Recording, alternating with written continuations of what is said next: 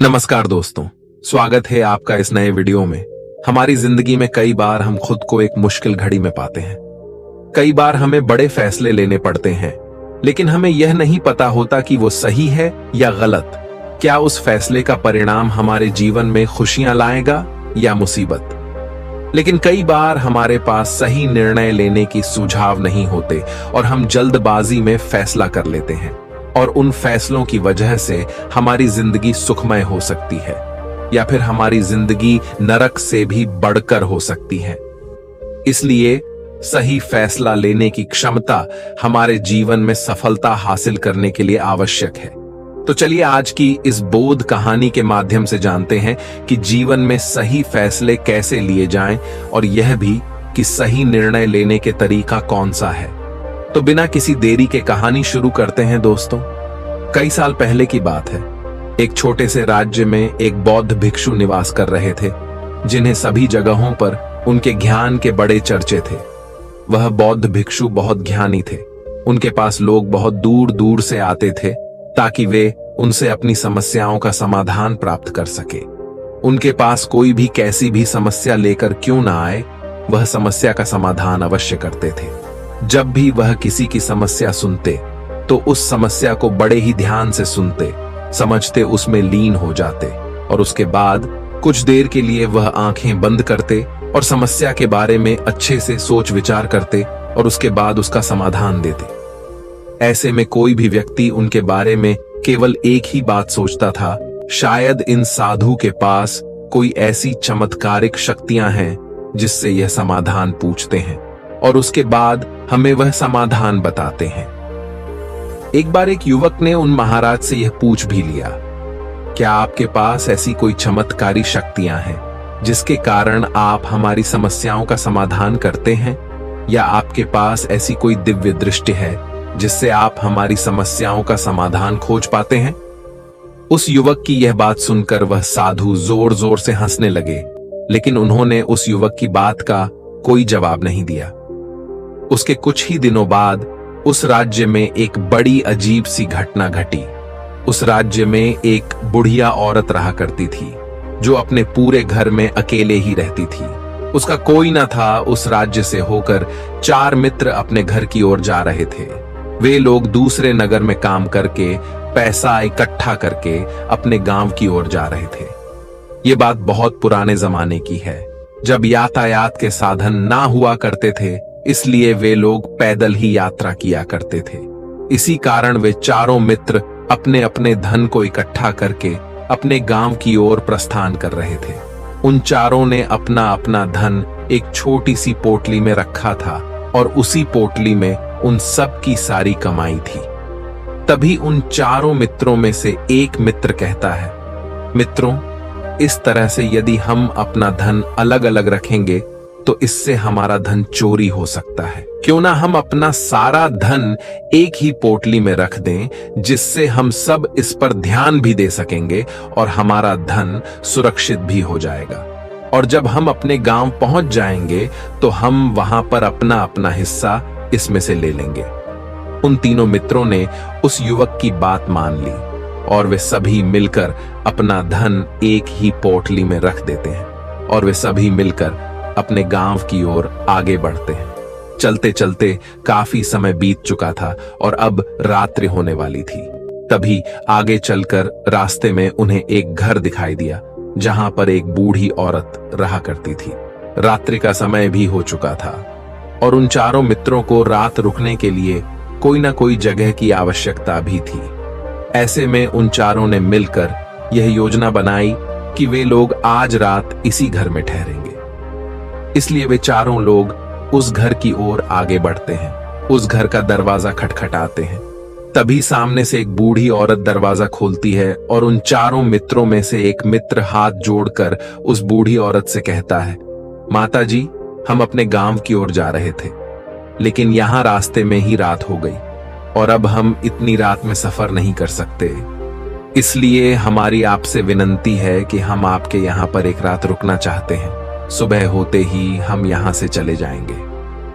उस बूढ़ी औरत ने काफी देर सोच विचार किया और उसके बाद वह बूढ़ी औरत कहती है, ठीक है, तुम सभी आज रात के लिए यहाँ पर रुक सकते हो। मुझे कोई दिक्कत नहीं, मैं खाना बनाने जा रही हूँ। कहो तो तुम लोगों के लिए भी बना दूं। उन चारों ने सहमति जताते हुए कहा, हाँ बिल्कुल। उसके बाद उन चारों मित्रों ने धन की पोटली उस बूढ़ी औरत को थमा दी और कहा, माता जी, इस पोटली में हमारे साल भर की कमाई है।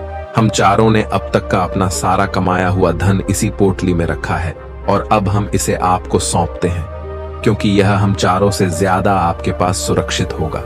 हम बस इतना चाहते हैं कि यदि हम चारों में से कोई एक व्यक्ति से लेने आए तो आप इस पोटली को उसे मत देना जब तक कि हम चारों एक साथ इस पोटली को लेने न आए। तभी वह बूढ़ी औरत कहती है, ठीक है बेटा, यदि तुम चारों एक साथ आओगे तभी मैं इस पोटली को आपको सौंपेंगे। और वैसे भी आप लोग तो सुबह यहां से चले जाने वाले हैं। मैं आपको सुबह ही यह पोटली थमा दूंगी, वह धन की पोटली। उस बूढ़ी औरत को थमाकर चारों मित्र निश्चिंत हो जाते हैं कि अब उनका धन सुरक्षित है और वे लोग खाना खाकर सो जाते हैं। अगली सुबह जब वह चारों उठते हैं तो सभी लोग अपनी आगे की यात्रा के लिए तैयारियां शुरू कर देते हैं। उन चारों नौजवानों में से एक नौजवान थोड़ा सा बदमाश था। वह अपने उन तीनों मित्रों से कहता है, भाइयों, इस बूढ़ी औरत ने हमारी रात भर खातिरदारी की है, हमें अच्छा भोजन खिलाया, सोने के लिए अच्छी जगह दी, रात भर यहाँ सर छुपाने के लिए एक अच्छा मकान दिया और हमने अब तक उसके लिए कुछ नहीं किया। वह बूढ़ी औरत अकेले ही खेतों में काम कर रही है। क्या हम सभी यहाँ से जाने से पहले इस बूढ़ी औरत की मदद नहीं कर सकते? उस बदमाश नौजवान ने मन ही मन यह योजना बना ली थी कि वह किसी तरह से भी उस बुढ़िया से पोटली हासिल करके ही रहेगा। बाकी के तीनों मित्र उसकी बातों में आ जाते हैं और वे सभी मिलकर उस बुढ़िया की मदद करने अर्थात खेतों में काम करने के लिए चल पड़ते हैं। वे सभी मिलकर खेतों का काम कर ही रहे थे कि तभी वह बदमाश नौजवान अपने बाकी तीनों मित्रों से कहता है, मित्र, मुझे जोरों की प्यास लग गई है, मैं जरा उस बूढ़ी औरत से पानी मांग कर लाता हूं। वह बाकी मित्र भी अब काफी थक चुके थे, उन्हें भी जोरों की प्यास लगी थी, इसलिए वह तीनों मित्र उसे वहां से जाने की अनुमति दे देते हैं। जैसे ही वह बदमाश उस बूढ़ी औरत के पास पहुंचता है, वह उस बूढ़ी औरत से कहता है, माता जी, अब हम यहां से जा रहे हैं, कृपया करके हमारे धन की पोटली हमें वापस दे दें। इस पर वह बूढ़ी औरत कहती है, नहीं नहीं, जब तक तुम चारों एक साथ ना हो तब तक मैं वह पोटली किसी को नहीं दे सकती। तुम्ही ने तो कहा था कि जब तक हम चारों एक साथ ना हो तब तक यह पोटली किसी को नहीं देनी है। तभी वह बदमाश उन तीनों की तरफ इशारा करते हुए कहता, हे लाओ। उन तीनों ने सोचा कि हमारा मित्र हमारे लिए पानी लाना चाहता है, इसलिए वह हमसे आज्ञा मांग रहा है। तभी उन तीनों मित्रों ने इशारे में उस युवक से कहा, हाँ हाँ ठीक है, ले आओ। ये देख, उस बुढ़िया को यह लगने लगा कि अब ये चारों यहां से जा रहे हैं और ये अपनी पोटली मांग रहे हैं, इसलिए उस बुढ़िया ने वह कोठलाकर उस बदमाश के हाथों में रख दी और वह बदमाश उस पोटली को लेकर वहां से चला गया और बाकी के तीनों मित्र अपने खेत के काम में व्यस्त हो जाते हैं। कुछ देर के बाद जब वह तीनों खेत का काम करके वापस लौटते हैं और बुढ़िया से कहते हैं, माता जी, हमारा मित्र जो यहाँ पानी पीने आया था वह कहाँ गया? इस पर वह बुढ़िया कहती हैं, क्या वह पानी पीने आया था? पर वो तो कह रहा था कि हम चारों जा रहे हैं, कृपया करके हमारे धन की पोटली हमें थमा दें। तब तीनों बड़े आश्चर्य होकर उस बुढ़िया से कहते हैं, माता जी, हमने भला कब कहा वह पोटली मांगी थी? हमें तो प्यास लगी थी और हमने पानी के लिए इशारा किया था। तभी बूढ़ी औरत उन तीनों से कहती हैं, परंतु अब तो वह पोटली लेकर जा चुका है।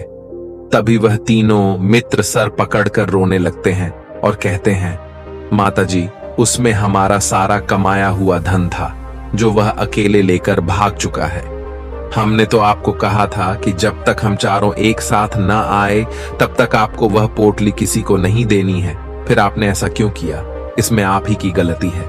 हमने आपको उस पोटली की हिफाजत के लिए रखा था और आपने उसे एक ऐसे आदमी के हाथों में दे दिया जिसने हमारा सारा धन हमसे लूट लिया। हम बर्दाश्त नहीं करेंगे, हम राजा के पास जाएंगे और राजा से आपकी शिकायत करेंगे, न्याय की मांग करेंगे। अब तो इस बात का राजा ही फैसला करेंगे। तीनों नौजवान क्रोधित होकर राज दरबार में पहुंच जाते हैं और अपनी सारी समस्या उन राजा को बता देते हैं। जब वह राजा उन तीनों नौजवानों की बात ध्यानपूर्वक सुनता है तो वह तुरंत ही उस बुढ़िया को राज दरबार में पेश होने का आदेश देता है। राजा के आदेश पर राजा के सैनिक तुरंत ही उस बूढ़ी औरत को राज दरबार में पेश करते हैं और राजा भरी दरबार उस बूढ़ी औरत को दोषी करार कर देता है और कहता है, तुम्हें वह पोटली उस अकेले व्यक्ति को नहीं देनी चाहिए थी। जब उन्होंने तुमसे कहा था कि जब तक वह चारों एक साथ उस पोटली को लेने ना आए तब तक तुम्हें वह धन किसी को नहीं देना चाहिए था। इसमें तुम्हारी गलती है और अब तुम्हें इसका हर्जाना भरना होगा। तुम्हें इनका धन लौटाना होगा। राजा का यह आदेश सुनकर बूढ़ी औरत फूट फूट कर रोने लगती है और राजा से मदद की गुहार लगाती है और कहती है, हे राजन, मैं तो एक बूढ़ी औरत हूं और मेरे पास इतना धन नहीं है और ना ही मेरे घर में कोई ऐसा है जो धन कमाता हो। मेरे पास इतना धन नहीं कि मैं इनका धन लौटा सकूं। मैं तो अकेली हूं, बेसहारा हूं, कृपा करके मुझ पर रहम करे। लेकिन राजा उस बूढ़ी औरत की एक नहीं सुनता। वह बूढ़ी औरत रोते हुए अपने घर की ओर जा रही थी। ये सोच रही थी कि आखिर में इतना धन कहां से लाऊं, कि कैसे मैं उन लोगों का यह धन उन्हें लौट आऊंगी। मेरे पास इतना धन नहीं है। मैं क्या करूं, कैसे करूं, कहां से लाऊं इतना धन? यदि मैंने उनका धन नहीं लौटाया तो मुझे राजा मार डालेगा। वैसे भी मेरी ही गलती है।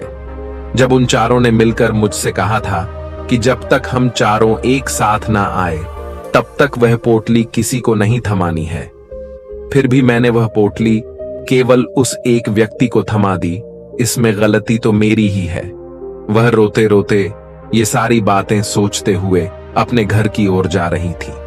तभी रास्ते में उस बूढ़ी औरत को वहीं संत मिले जो उस नगर में किसी भी समस्या का समाधान बड़ी ही सरलता और सहजता से करते हैं। उन्होंने उस बूढ़ी औरत से कहा, क्या बात है बेटी, क्यों रो रही हो? इस पर वह बूढ़ी औरत उस संत को सब कुछ सच सच बता देती है और कहती है, हे महाराज, इसमें गलती तो मेरी ही है। उन चारों ने तो पहले ही कहा था कि जब तक वे चारों एक साथ न आए तब तक वह पोटली मुझे किसी को नहीं देनी है। लेकिन मेरी हिम्मत मारी गई थी जो मैंने वह पोटली केवल एक व्यक्ति को थमा दी और वह उनका सारा धन लेकर वहां से भाग गया।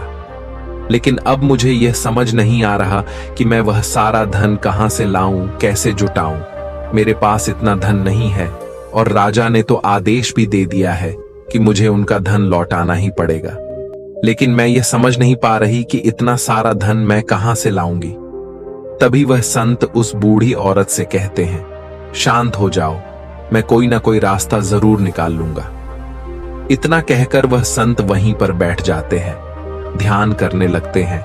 कुछ देर के लिए आंखें बंद कर सोचते हैं, विचार करते हैं। मौन रहकर वह समस्या का समाधान निकालते हैं और उसके बाद वह उस बूढ़ी औरत से कहते हैं, बेटी, राजा ने फैसला किया है, वह बिल्कुल गलत है। आपने जो किया इसमें आपकी कोई गलती नहीं है। राजा का फैसला गलत है। उन संत के इतना कहने पर बूढ़ी औरत चुप हो गई और यह सोचने लगी कि आखिर राजा का फैसला कैसे गलत हो सकता है। राजा तो सभी के लिए न्याय ही करते हैं और वह कभी किसी का बुरा नहीं करते। फिर आखिर आज राजा का फैसला कैसे गलत हो गया? उन संत और उस बुढ़िया की बात आसपास के खड़े लोग सभी लोग सुन रहे थे और वे लोग भी बड़े अचरज में थे, क्योंकि राजा का फैसला कैसे गलत हो सकता है। राजा ने तो बिल्कुल सही फैसला लिया है। इस बूढ़ी औरत ने ही गलती की है, उन चारों का धन केवल एक ही को थमा दिया। ऐसे में इस बुढ़िया को उनका धन तो लौटाना ही चाहिए। राजा ने गलत फैसला कहा किया है। तभी वह संत उस बूढ़ी औरत से कहते हैं, जाओ और राज दरबार में कह दो कि हे राजन, आपका फैसला गलत है और सही क्या है, गलत क्या है, इसका फैसला मैं करूंगा। पहले तो बूढ़ी औरत इतनी हिम्मत ही नहीं जुटा पा रही थी कि वह राज दरबार में जाकर भरे राज दरबार में राजा को ये कह सके कि राजन आपका फैसला गलत है। लेकिन जैसे तैसे उसने हिम्मत जुटाई और वह वापस राज दरबार लौटी। उसने डरते हुए भरे राज दरबार राजा से बड़ी थर्राती आवाज में कहा, हे राजन, आपने जो फैसला किया है वह फैसला गलत है। इतना कहकर उसने राजा को सारी बात सच सच बता दी। उस बूढ़ी औरत की बात सुनकर राजा बहुत क्रोधित हुआ। राजा ने उस बूढ़ी औरत से कहा, कौन है वह संत जिसने मेरे फैसले को गलत बताया है? क्या उन्हें नहीं लगता कि मैंने सही निर्णय लिया है? मैं हर रोज कई निर्णय लेता हूं, कई फैसले करता हूं, लेकिन आज तक कभी किसी ने मुझसे यह नहीं कहा कि मेरा फैसला गलत है। यदि उन संत ने मुझे सही फैसला न सुनाया, उन्हें फांसी की सजा दे दूंगा। यह बात पूरे नगर में फैल गई।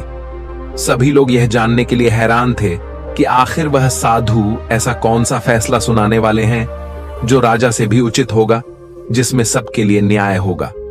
राजा ने अपने सैनिकों को तुरंत ही आदेश दिया कि जाओ और संत को राज दरबार में लाओ। राजा की आज्ञा के अनुसार वे सैनिक तुरंत ही उन संत को लेने के लिए निकल पड़े। वे लोग कुछ ही देर बाद उन संत को लेकर राज दरबार पहुंचे। राज दरबार में सभी लोग उपस्थित थे और सभी लोग उन संत के फैसले का इंतजार कर रहे थे। उन संत को देखकर राजा कहता है, महाराज, आपको ऐसा क्यों लगता है कि हमने जो फैसला किया है वह गलत है? इस बुढ़िया ने यह वादा किया था कि वह चारों लोगों को एक साथ ही वह पोटली जमाएगी, फिर आखिर उसने अपना वादा क्यों तोड़ा? इसने यह गलती क्यों की कि इसने केवल एक ही को पोटली थमा दी और वह उनका सारा धन लेकर यहां से भाग गया? तो क्या इसमें इसकी गलती नहीं है? क्या इससे इनका धन नहीं लौटाना चाहिए? इस पर वह साधु बड़ी विनम्रता से राजा से कहते हैं, हे राजन, यह आपका फैसला था, लेकिन मैं आपसे कुछ कहना चाहता हूं। इस पर राजा कहता है, ठीक है, कहिए आप क्या कहना चाहते।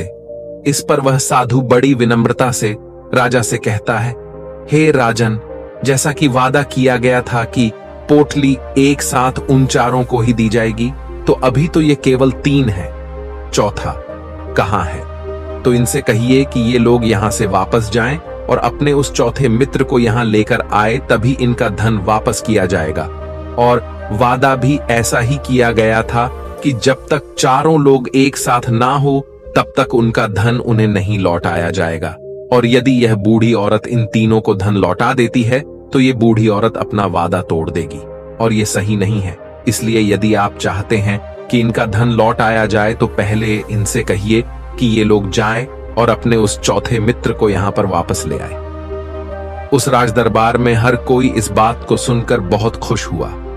सभी ने उन संत की बहुत तारीफ की। राजा भी उन संत के इस फैसले से पूरी तरह से सहमत था। राजा तुरंत ही उन संत के सामने सिर झुका लेता है और हाथ जोड़कर उनसे कहता है, हे महाराज, आपका यह फैसला इतना सही कैसे हो सकता है? आखिरी बात मेरे दिमाग में आई क्यों नहीं? मैंने इस बात को इस तरह से सोचा क्यों नहीं?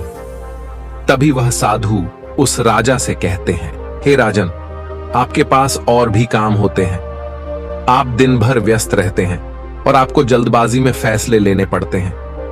आपने इस मामले को सुना समझा, लेकिन इसे देखने में आप गलती कर गए। इससे आपने केवल ऊपरी तौर पर देखा। आपने इसकी गहराई तक जाने का प्रयास तक नहीं किया। यदि आपने इस मामले की गहराई को देखा होता, समझा होता, तो आप भी इसी नतीजे पर आते। जब तक हम किसी मामले की गहराई तक नहीं जाते, तब तक हम उसका सही समाधान नहीं निकाल सकते। लेकिन हम में से अधिकांश लोग तो अपने फैसले केवल जल्दबाजी में लेना चाहते हैं, भले ही वह मामला कितना भी गंभीर क्यों ना हो। हमें तो बस अपना हक चाहिए, हमारा नाम होना चाहिए, भले ही फैसला हमारे लिए आगे चलकर हमारे लिए नुकसानदायी क्यों ना हो। लेकिन हम तो उस मामले की गहराई तक जाने के लिए सोचते तक नहीं। तभी वह राजा उन संत से कहता है, हे महाराज, क्या आपके पास कोई दिव्य शक्तियां हैं? क्या आपके पास ऐसी कोई चमत्कारिक शक्ति है जिसे आप सवाल करते हैं और बदले में वह आपको जवाब देती है, जिस कारण आप सटीक और सही समाधान बता पाते हैं? राजा की यह बात सुनकर वसंत मुस्कुराने लगे और राजा से कहते हैं, हे राजन, ये सवाल मुझसे कई लोगों ने पूछा है और मैंने कभी किसी का कोई जवाब नहीं दिया, लेकिन आप इस राज्य के राजा हैं, इसलिए मैं आपके इस प्रश्न का उत्तर देता हूं। आप में से कई लोगों को यहां ऐसा लगता है कि मेरे पास कोई ऐसी शक्तियां हैं जिससे मैं बात कर सकता हूं, जिससे मैं कोई भी समस्या का समाधान पा सकता हूं, लेकिन मैं आप लोगों को एक बात सच सच बता देता हूं, मेरे पास ऐसी कोई शक्तियां नहीं है। मैं तो केवल हर मामले की गहराई तक सोचता हूं, उस बात पर विचार करता हूं, और जब मैं विचार करता हूं तो मेरे सामने कई सारे समाधान आते हैं, और जो समाधान मेरे सामने आते हैं मैं उन पर भी विचार करता हूं, उनके बारे में भी गहराई तक जाता हूं, और जब मुझे लगता है कि इस समस्या का समाधान यही होना चाहिए, तभी मैं समाधान उस व्यक्ति को देता हूं ताकि वह अपनी समस्या का समाधान कर सके। अब आप ही सोचिए, आप जल्दबाजी में यह फैसला लेकर इस बुढ़िया का जीवन पूरी तरह से बर्बाद कर देते। हमारा पूरा जीवन केवल एक फैसले पर निर्भर करता है। यदि वह फैसला सही हुआ तो हमारा जीवन अच्छा बन जाएगा, और यदि वह फैसला गलत निकला तो हमारा जीवन नर्क से भी बदतर हो सकता है। इसलिए यदि आप सही और सटीक फैसला लेना चाहते हैं तो आपको मौन रहना सीखना पड़ेगा। मौन रहकर उस पर विचार करना सीखना होगा, क्योंकि हमारे फैसले ही हमारा भविष्य तय करते हैं, हमारी जिंदगी का अगला पड़ाव तय करते हैं। फिर चाहे वह फैसले छोटे हों या बड़े, वे ही हमारी जिंदगी को निर्धारित करते हैं। इसलिए सबसे पहले हमें सही फैसले लेने के लिए मौन रहना सीखना आवश्यक है, उन पर विचार करना आवश्यक है, और जब आप ऐसा करते हैं तो आपके सामने एक ही समस्या के कई सारे समाधान निकल कर आते हैं, और जब आप उन पर गौर करेंगे तो आपको यह समझ में आएगा कि उन फैसलों का समाधान कैसा होना चाहिए, कि समाधान से आपको क्या फायदा होगा और क्या नुकसान होगा, या उस समाधान पर सोच और विचार करने पर ही आप उसे समझ सकते हैं, और तभी आप यह निर्णय भी ले सकते हैं कि क्या यह समाधान उचित रहेगा या नहीं। और यह सब संभव हो सकता है यदि हम कम बोलना शुरू करें, अब पूरी तरह से मौन हो जाए। इसका अर्थ यह है कि आप भीतर से शांत हो जाएं, और जब आप भीतर से शांत होने लगते हैं तो आपका मन स्पष्ट होने लगता है, साफ होने लगता है, और आप किसी भी चीज पर सोच विचार कर सकते हैं। और जब आप भीतर से शांत होने लगते हैं तो आप ऊपर से भी कम बोलते हैं, और जब आप धीरे धीरे कम बोलने के आदी हो जाते हैं तो आप साफ और स्पष्ट तौर पर सोच और समझ पाते हैं। आपके विचारों में शुद्धता आ जाती है, जिससे आपको यह साफ और स्पष्ट देखने को मिल जाता है ये कौन सा फैसला सही होगा और कौन सा फैसला गलत होगा। आपको उस परिस्थिति में क्या करना चाहिए और क्या नहीं करना चाहिए। लेकिन हम में से अधिकांश लोग अपने आप को सही साबित करने के लिए, अपने आप को ऊंचा साबित करने के लिए अत्यधिक बोलते हैं, और इतना बोलते हैं कि हर कोई उनकी बातों को गंभीरता से नहीं लेता। उन्हें ऐसा लगता है कि मानो ज्यादा बोलना ही हमारे लिए हमारा शस्त्र है, लेकिन वह यह भूल जाते हैं कि वह अत्यधिक बोलकर मूर्ख बन रहे हैं। लोग हमारा मजाक बनाते हैं, हमें मूर्ख समझते हैं, हमसे दूर रहने लगते हैं क्योंकि उन्हें हमारी बक बक अच्छी नहीं लगती। लेकिन जब आप भीतर से शांत होने का प्रयास करते हैं और धीरे धीरे भीतर से शांत होने लगते हैं तो आप खुद ब खुद ऊपरी तौर पर कम बोलना शुरू कर देते हैं।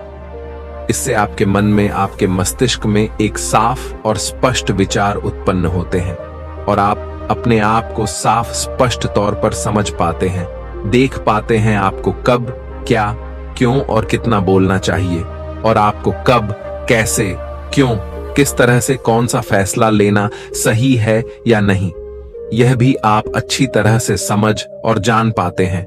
जब आप कम बोलना शुरू करते हैं तब आप अपने आप को बहुत अच्छी तरह से समझना शुरू कर देते हैं, अपने आप पर अच्छी तरह से विचार करना शुरू कर देते हैं। तब आपको यह बात भी बहुत अच्छी तरह से समझ में आने लगती है कि जो हम बेकार की बक बक करते हैं उस पर हमारे शरीर की बेवजह ही कितनी सारी ऊर्जा यूं ही व्यर्थ हो जाती है, नष्ट हो जाती है, जिसे हम चाहे तो किसी जरूरी काम में लगा सकते हैं। फैसले लेने में लगा सकते हैं, जिससे हम तनाव मुक्त रह सकते हैं और हमें अच्छी नींद भी आ सकती है। और यदि आप इसी प्रकार सोच विचार कर फैसले लेना शुरू करते हैं तो आपका मस्तिष्क भी अच्छी तरह से काम करने लगता है और आपका मस्तिष्क पहले से भी ज्यादा शक्तिशाली हो जाता है। और इसका एक बहुत अच्छा उदाहरण भी आपको मैं बताना चाहूंगा।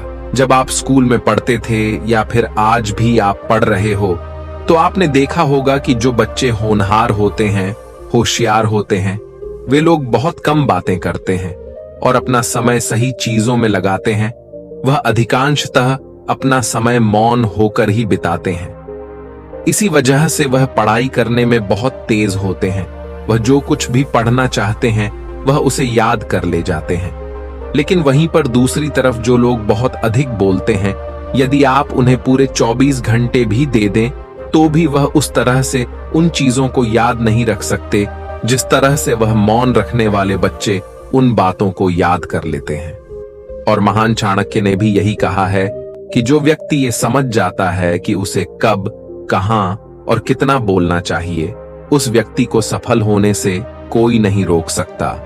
और आप इतिहास उठाकर देख सकते हैं, आज तक जो भी लोग महान हैं, जो लोग भी सक्सेसफुल बने हैं, उन लोगों की आदत बहुत कम बोलने की है।